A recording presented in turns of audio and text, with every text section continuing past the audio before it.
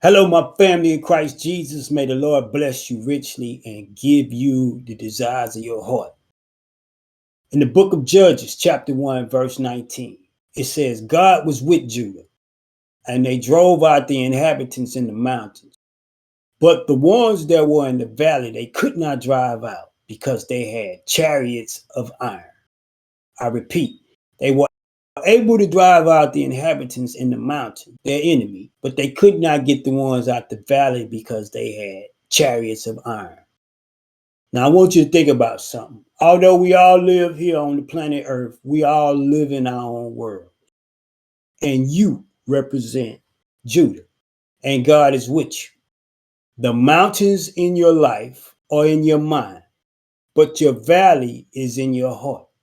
I repeat that. The mountains are in your mind, but the valley is your heart.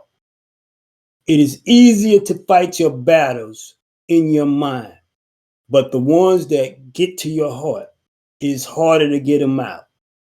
Just like the children of Judah, they could not get the inhabitants out of the valley because they had chariots of iron. Notice the slang we use when we say high-minded.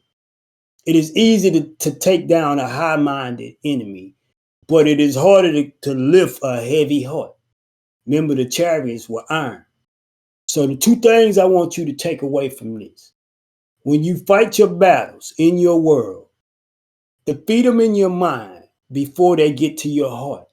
Because once they get to your heart, it's harder to lift out. It's harder to lift a heavy heart. So once something gets to your heart, it's much harder to defeat it.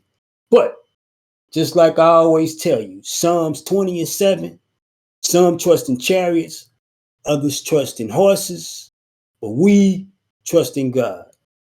Grape Tree, Life Unlimited.